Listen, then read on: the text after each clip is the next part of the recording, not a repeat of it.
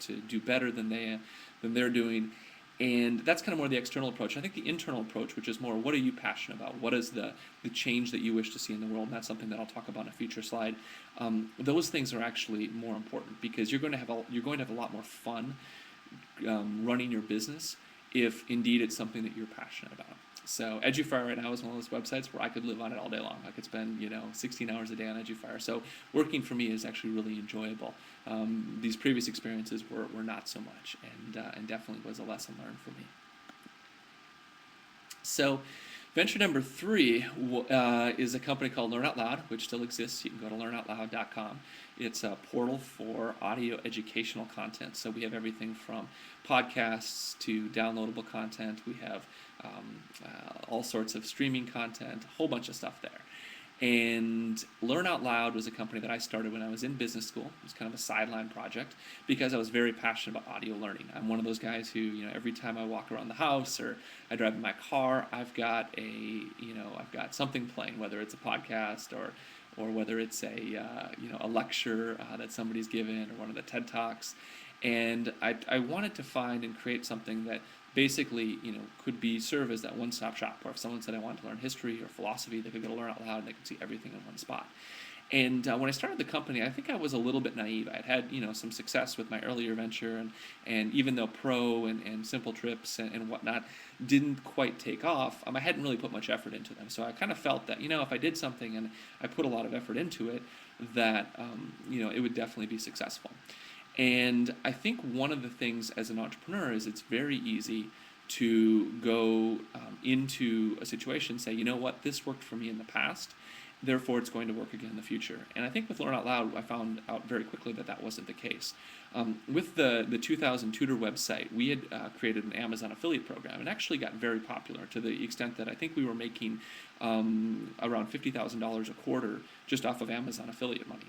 And so I thought, with Learn Out Loud, wow, we could take all the audio content that's out there, we could just basically, dump all of it into a website, and we could basically drive all this traffic to Amazon. And if we made $50,000 with, Microsoft training, which was a very small niche, what could we do with audio? We could do a ton. And so that was basically our business plan, was create this portal, be a link to Amazon, and make a lot of money through affiliates. And we found out that didn't really work, that a lot had changed on the internet between 2000 and 2001 when people were first discovering Amazon. They didn't have an account. They were much more likely to become a new affiliate. And 2004, 2005, when what affiliates were paid was much less, it was much more competitive. People would go to Amazon directly versus going through an affiliate site. And so we really didn't make that much on affiliates. And it took us about 6 months to a year to really realize that we had to shift our business model. And so what we did was we started offering direct sales of audio products, and then we moved into the downloadable market. And that was something that I found to be definitely educational, was to realize that even if you've had prior success in a business, or even if you've seen a friend who's been successful, the world's changing very quickly. And so what you'll often find is that what might have worked for your past business or your friend's business won't work for your business. Learn Out Loud has still been successful. We're up to over 300,000 unique visitors a month. The site's doing really well. But at the same time, it definitely took a little bit of a restart before we hit our stride with that. So moving on to Venture 4, which is Zods, and Zods now has become Gaia.com. So if you go to GAIA.com, that's what we built at Zods. And I wasn't the initial guy in on Zods. I came on board as the president of the company and an early investor in the business. But Zods was a fun company. We started out with a very different mission. It was a mission to create a website building tool for small businesses. And that was something that I think when you go back to pursuing your passion, we were all excited about it as a business opportunity. But we also felt that it really didn't align fully with what we wanted to do. A lot of the people involved with Zods were very passionate about serving the communities for people who are into organic foods and yoga and philosophy. And we really wanted to do something that was aligned with that. And so we went down the path of creating this website building tool. I went to, I think, 12 or 13 employees and found out that we just didn't want to do that, and that the technology wasn't working properly. And so we basically did a reboot on the company. And the company went from 12, 13 people all the way back down to 2 or 3, and then restarted as a social network, and a social network kind of along the lines of MySpace and Facebook. What we wanted to do is basically social networking focused on people who were looking to change the world for the better. And so that restart happened in 2006, kind of late 2005, and the site actually grew very, very quickly. And so it was a very painful, I would say, change to make that. When you have a website, you kind of have a direction that you're going down, you have a number of people involved, and then you have to change course. But what it really impressed upon me is the power of persistence as an entrepreneur. The founder, Brian Johnson of Zods, was able to basically see through some fairly tough times to be able to turn the ship around and just not let it die. And I have a lot of admiration for him for doing that, because it was very difficult. The book Think and Grow Rich, if you haven't read, is one that I would highly recommend. I think it's a must-read for every entrepreneur. It's a book that there's so many things in it. I could teach an entire class on the book. I think other people who know it well, better than me, could probably teach multiple classes on the book.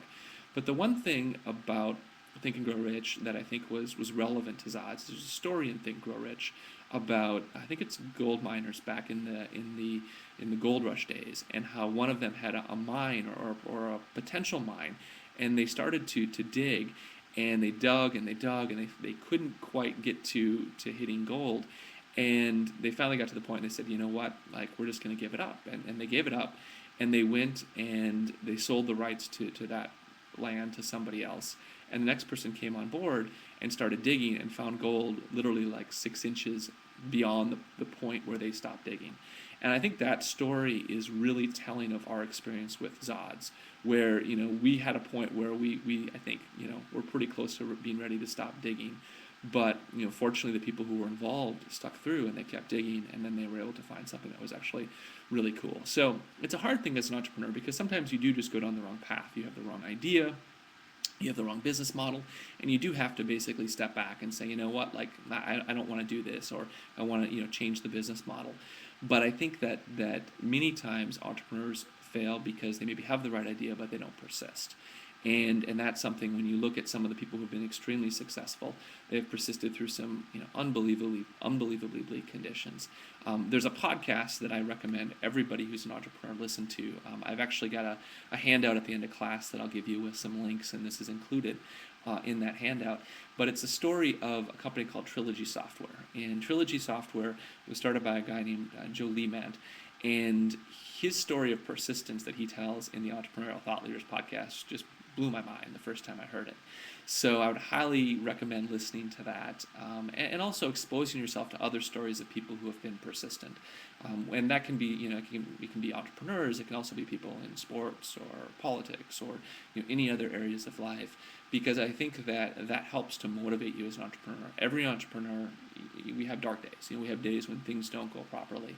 But I think that the most important thing is if you've decided indeed that you're going to persist, if you believe in your idea, then you want to surround yourself with people and with books and with examples of people who have persisted and been successful. So, highly recommend that one.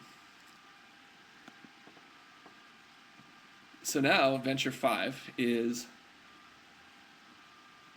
EduFire. And most of you, obviously you're here, you know what EduFire is, live video learning, going strong right now. We launched about a little over 6 months ago, and just recently launched our classes portion, which is what you're seeing right now. The thing about EduFire that I really like, and this is something, several people recently have come to me and they've said, I'm trying to figure out what my passion is. Maybe people that have been laid off recently, there's always those times of reflection or introspection. And one of the things that I often will say to people, and I try to live it, but I don't always live it, but I try to live it, is the notion of to be the change you wish to see in the world, and to take it a step further. It's a Gandhi quote, which is why I have the picture of him up here. To take it a step further and to basically say, be the change you wish to see in the world through entrepreneurship. So if there's something that you feel that you would like to see different, then the best thing to do is create a company around it. And I think that that's what why a lot of the great companies have been started. If you're concerned about the environment, start a company that helps people become more environmentally friendly, or start a clean tech company. If you're concerned about people's health, start a healthy foods company. In my case, one of the things that I felt was that, first of all, I was concerned about education and just the state of education in the world. And also, I'm personally, very selfishly, an avid learner. And